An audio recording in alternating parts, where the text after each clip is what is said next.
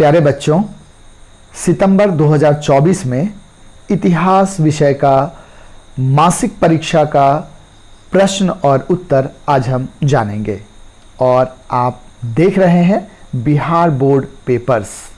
जी हाँ, Bihar board papers जो कि बिहार बोर्ड से होने वाली अलग अलग परीक्षाओं के प्रश्न पत्र आपके सामने लाता है सही उत्तर के साथ। तो आज मासिक परीक्षा इतिहास विषय का जो सितंबर 2024 में हुआ उसके प्रश्न और उत्तर को देखते हैं एक एक कर।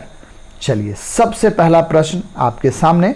पहला प्रश्न है, ऋग्वेद का रचना काल क्या था? इसके लिए ऑप्शंस हैं 3000 ईसा पूर्व से 2500 ईसा पूर्व। दूसरा ऑप्शन है 2500 ईसा पूर्व से 2000 ईसा पूर्व। तीसरा ऑप्शन 2000 ईसा पूर्व से 1500 ईसा पूर्व। और चौथा ऑप्शन है 1500 ईसा पूर्व से 1000 ईसा पूर्व। सही जवाब क्या होगा, आप बताएं। चलिए मैं बताता हूं। इसका सही जवाब होगा 1500 ईसा पूर्व से लेकर 1000 ईसा पूर्व। यानी ऋग्वेद की रचना हुई थी 1500 ईसा पूर्व से 1000 ईसा पूर्व के बीच, और इसलिए इस काल को ऋग्वेद का रचना काल माना जाता है। अब दूसरे प्रश्न पर आते हैं। दूसरा प्रश्न है, ऋग्वेद में वर्णित प्रमुख देवी कौन थी? इसके लिए ऑप्शन है उषा, अदिति, सरस्वती, इनमें से सभी। इसका सही जवाब क्या होगा, मैं बताता हूं। इसका सही जवाब है इनमें से सभी। यानी ऋग्वेद में इन तीनों ही देवियों की प्रमुखता से वर्णन किया गया है, उषा का, अदिति का और सरस्वती का। तीसरे ऑप्शन पर आते हैं, माफ कीजिएगा, तीसरे प्रश्न पर आते हैं। तीसरा प्रश्न है, उत्तर वैदिक काल में किसकी रचना हुई? आप बताइए, क्योंकि ऑप्शन आपके सामने सामवेद, दूसरा ऑप्शन यजुर्वेद, तीसरा ऑप्शन अथर्ववेद, चौथा ऑप्शन इनमें से सभी। चलिए, मुझे लगता है आप इसका उत्तर बता पाएंगे। फिलहाल मैं इसका उत्तर बताता हूं, आप अपने उत्तर का मिलान कीजिए। इसका सही जवाब है इनमें से सभी। यानी उत्तर वैदिक काल में इन तीनों ही वेदों की रचना हुई थी, सामवेद, यजुर्वेद, अथर्ववेद। इन तीनों ही वेद की रचना उत्तर वैदिक काल में हुई थी। इसे याद रखेंगे आप। अब चौथे प्रश्न पर आते हैं। चौथा प्रश्न है, आजीवक संप्रदाय के संस्थापक कौन थे? इसके लिए विकल्प पूरण काश्यप, दूसरा विकल्प है मक्खली गोशाल, तीसरा ऑप्शन है अजित केशकंबली और चौथा ऑप्शन है इनमें से कोई नहीं।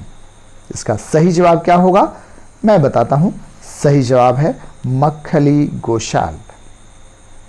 चलिए आगे बढ़ते हैं पांचवें प्रश्न पर। पांचवा सवाल है, निगंठ नाथ पुत्र किनको कहा जाता था? इसके लिए विकल्प हैं महावीर, गौतम बुद्ध, मक्खली गोशाल, पूरन काश्यप। सही जवाब क्या होगा? इसका सही जवाब होगा महावीर। इसको याद रखिएगा, महावीर को निगंठ नाथ पुत्र कहा जाता था। अब छठे प्रश्न पर आते हैं। छठा प्रश्न है, 23वें तीर्थंकर कौन थे? आप जानते हैं तीर्थंकर जैन धर्म में होते थे, इसलिए ये पूरा सवाल है कि जैन धर्म के 23वें तीर्थंकर कौन थे? इसके लिए विकल्प है ऋषभदेव, पार्श्वनाथ, अरिष्टनेमी और विमल। इन चारों में से कौन थे 23वें तीर्थंकर जैन धर्म के? तो इसका सही जवाब है दूसरा ऑप्शन, यानी पार्श्वनाथ। पार्श्वनाथ जैन धर्म के 23वें तीर्थंकर थे। अब अगले प्रश्न पर आते हैं, सातवें प्रश्न पर। सातवां प्रश्न है, महावीर का जन्म कहाँ हुआ था? इसके लिए ऑप्शन पावापुरी, सारनाथ, कुंडग्राम, लुम्बिनी। सही जवाब क्या होगा? इसका सही जवाब है कुंडग्राम। कुंडग्राम में महावीर का जन्म हुआ था। अगले प्रश्न पर आते हैं, आठवां प्रश्न। आठवां प्रश्न है, महावीर ने अपना पहला उपदेश कहाँ दिया? इसके लिए विकल्प राजगृह, वैशाली, बोधगया, सारनाथ। सही जवाब आपने देख लिया स्क्रीन पर, राजगृह। तो राजगृह में महावीर ने अपना पहला उपदेश दिया था। अगले प्रश्न पर आते हैं। 9वां प्रश्न। 9वां प्रश्न है, महावीर को ज्ञान की प्राप्ति किस वृक्ष के नीचे हुई? इसके लिए ऑप्शन शाल, पीपल, नीम, इनमें से कोई नहीं। चलिए इस सवाल का जवाब आप बताइए। मुझे लग रहा है आप सोच रहे हैं इसका सही जवाब होगा पीपल, लेकिन अगर आप ऐसा सोच रहे हैं तो आप बिल्कुल गलत सोच रहे हैं, क्योंकि इसका सही जवाब होगा शाल। जी हाँ, महावीर को ज्ञान की प्राप्ति शाल वृक्ष के नीचे हुई थी। पीपल वृक्ष के नीचे तो महात्मा बुद्ध को ज्ञान की प्राप्ति हुई थी, वो भी बोध गया में। लेकिन फिलहाल यहाँ पर महावीर को ज्ञान की प्राप्ति कहाँ हुई? तो वो हुई थी शाल वृक्ष के नीचे। 10वां प्रश्न अब आपके सामने। 10वां प्रश्न है, पार्श्वनाथ के सिद्धांतों में महावीर ने क्या जोड़ दिया? इसके लिए विकल्प क्या है? सत्य, अहिंसा, अस्तेय या ब्रह्मचर्य। तो इन चारों में से जो 3 आप देख रहे हैं शुरू के, सत्य, अहिंसा और अस्तेय, ये पार्श्वनाथ ने ये सिद्धांत दिए थे। इसमें महावीर ने जोड़ा ब्रह्मचर्य का सिद्धांत। जी हाँ, तो पार्श्वनाथ के सिद्धांत में महावीर ने क्या जोड़ दिया? ब्रह्मचर्य। याद रखेंगे, बहुत इंपॉर्टेंट प्रश्न है ये। और अब अगला प्रश्न, 11वां प्रश्न। दक्षिण भारत में जैन धर्म का प्रसार भद्रबाहु ने किसके समय में किया? इसके लिए ऑप्शन क्या है? इसके लिए ऑप्शन है बिंबिसार, चंद्रगुप्त मौर्य, अशोक या फिर बृहद्रथ। इसका सही जवाब चंद्रगुप्त मौर्य। जी हाँ, चंद्रगुप्त मौर्य के समय दक्षिण भारत में जैन धर्म का प्रसार भद्रबाहु ने किया था। अब अगले प्रश्न पर आते हैं। 12वां प्रश्न। प्रश्न है, वल्लभी की जैन सभा में जैन धर्म के मूल ग्रंथ को किस भाषा में लिपिबद्ध किया गया? यानी किस भाषा में लिखा गया? वल्लभी की जैन सभा में जैन धर्म के मूल ग्रंथ को किस भाषा में लिखा गया? आपके सामने विकल्प हैं पाली, प्राकृत, हिंदी, संस्कृत। बताइए इसका सही जवाब क्या होगा? चलिए मैं ही बताता हूं। इसका सही जवाब है प्राकृत। प्राकृत भाषा में वल्लभी की जैन सभा में जैन धर्म के मूल ग्रंथ को लिखा गया था। आगे बढ़ते हैं 13वें प्रश्न पर। और 13वां प्रश्न है, उत्तराध्ययन सूत्र का संबंध किस धर्म से है? इसके लिए विकल्प जैन धर्म, बौद्ध धर्म, सिख धर्म, इनमें से कोई नहीं। क्या होगा सही जवाब? ये सूत्र है। सूत्र वाले ज़्यादातर जैन धर्म से संबंधित किताबें हैं, तो उत्तराध्ययन सूत्र का संबंध भी जैन धर्म से है। जी हाँ, इसका सही जवाब है जैन धर्म। तो आपने समझ लिया इस प्रश्न का उत्तर। अब अगले प्रश्न पर आते हैं। अगला प्रश्न यानी 14वां प्रश्न। प्रश्न है, प्रथम जैन परिषद किस शासक के संरक्षण में आयोजित की गई थी? इसके लिए पहला विकल्प बिंबिसार, दूसरा विकल्प कनिष्क, तीसरा अशोक, चौथा विकल्प चंद्रगुप्त मौर्य। क्या होगा इसका सही जवाब? प्रथम जैन परिषद किसके संरक्षण में आयोजित की गई थी? इसका सही जवाब है चंद्रगुप्त मौर्य। अब आगे बढ़ते हैं 15वें प्रश्न पर। 15वां प्रश्न आपके सामने। गौतम बुद्ध का मूल नाम क्या था? यानी उनके बचपन का नाम क्या था? इसमें ऑप्शन है सिद्धार्थ, शुद्धोधन, उपाली, राहुल। बताइए इसका जवाब आप जरूर जानते होंगे। बिल्कुल सही गेस किया आपने। इसका सही जवाब है सिद्धार्थ। यानी गौतम बुद्ध का मूल नाम था सिद्धार्थ। उनके बचपन में उनका नाम सिद्धार्थ था। अब आगे बढ़ते हैं 16वें प्रश्न पर। 16वां प्रश्न। 16वां प्रश्न है, गौतम बुद्ध को ज्ञान की प्राप्ति कितने वर्ष की आयु में हुई? इसके लिए देखिए विकल्प क्या है? 20 वर्ष, 25 वर्ष, 30 वर्ष या फिर 35 वर्ष। तो मैं आपको बताऊं कि गौतम बुद्ध को ज्ञान की प्राप्ति 35 वर्ष की आयु में हुई थी। सही जवाब है 35 वर्ष। आगे बढ़ते हैं 17वें प्रश्न की ओर। 17वां प्रश्न है, गौतम बुद्ध ने अपना पहला उपदेश कहाँ दिया? इसके लिए ऑप्शन लुम्बिनी, दूसरा ऑप्शन बोध गया, तीसरा पावापुरी और चौथा सारनाथ। तो पहला उपदेश गौतम बुद्ध ने दिया था सारनाथ में। बिल्कुल सही आपने पहचाना, सारनाथ। और अब 18वां प्रश्न है, बौद्ध संघ के नियमों का उल्लेख किस ग्रंथ में है?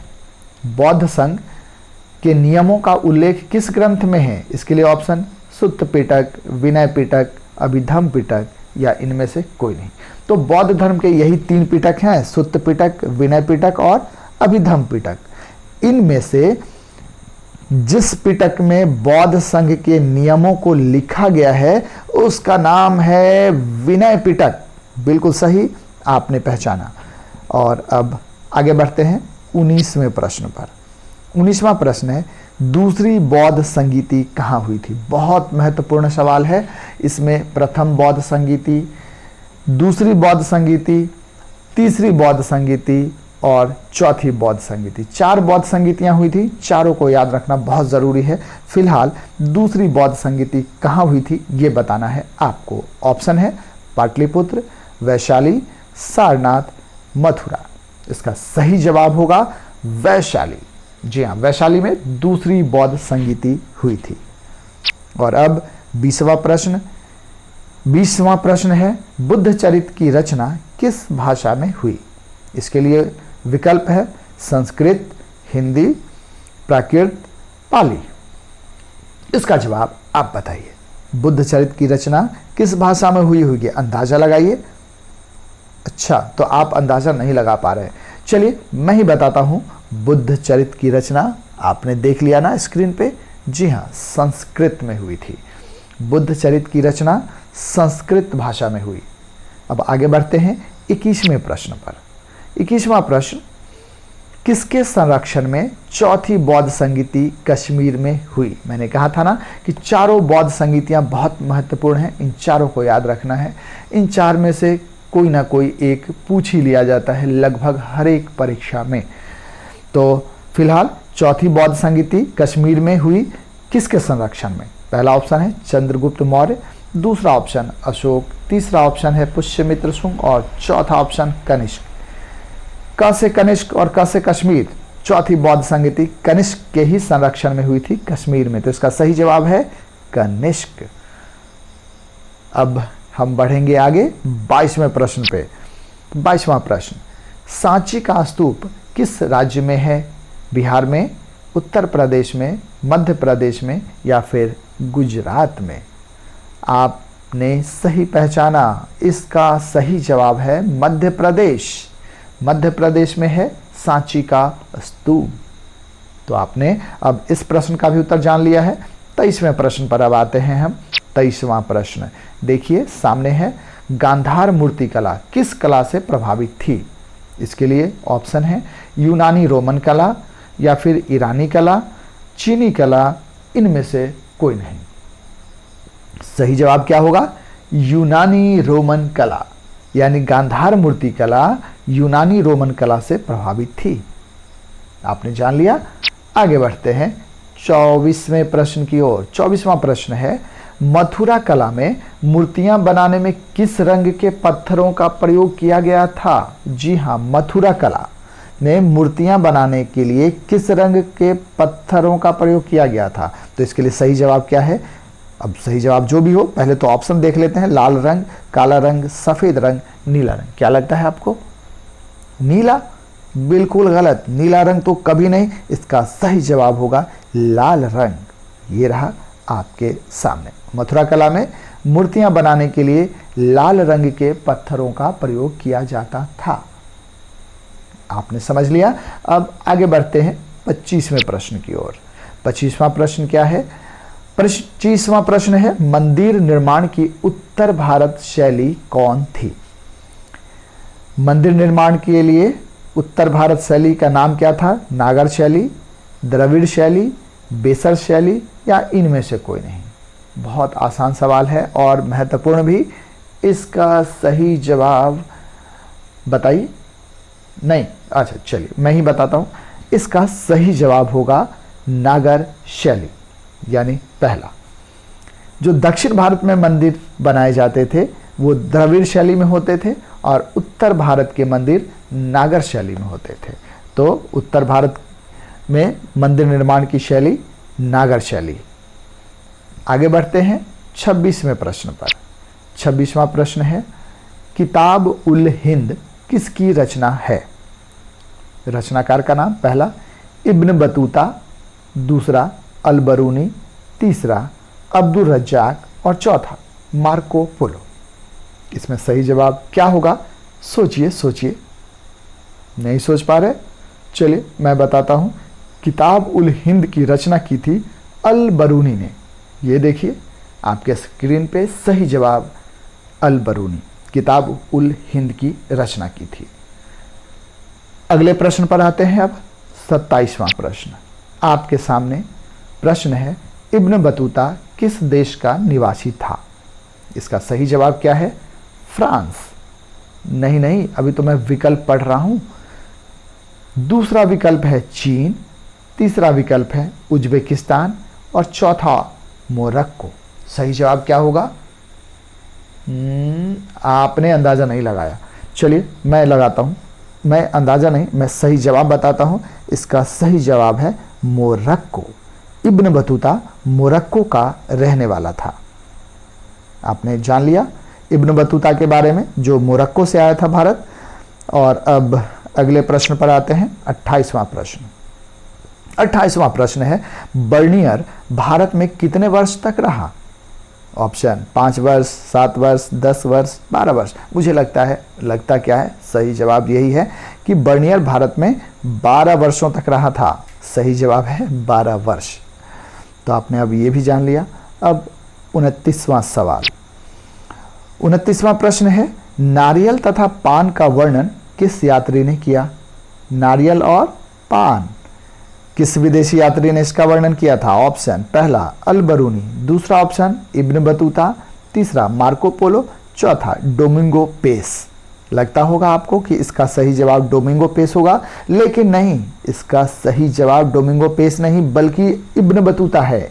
जी हाँ, नारियल और पान के बारे में वर्णन खुल के किसने की थी? इब्न बतूता ने, जो मोरक्को से आया था। और अब आखिरी सवाल ऑब्जेक्टिव टाइप का 30वां प्रश्न आपके सामने। प्रश्न है, travels in the Mughal empire किसकी रचना है? मोन्सेरेट, मनुक्की, बर्नियर या फिर टैवर्नियर? इन चारों में से सही जवाब है बर्नियर। तो इसको आप याद रखिएगा कि travels in the Mughal empire Bernier की रचना थी।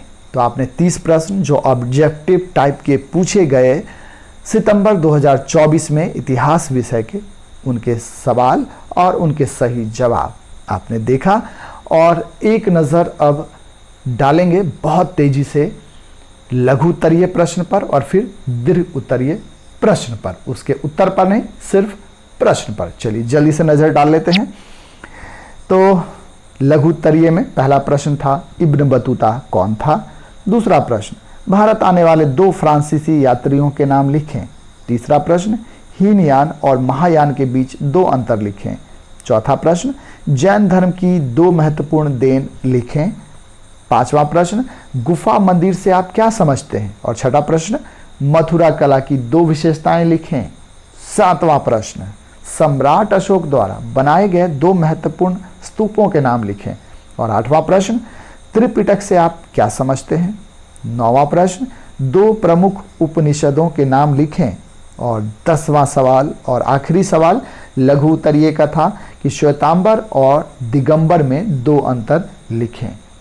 इन 10 में से किसी 5 प्रश्न का ही जवाब देना था और हर प्रश्न 2 नंबर का, यानी 10 नंबर का ये कुल लघु उत्तरीय प्रश्न था।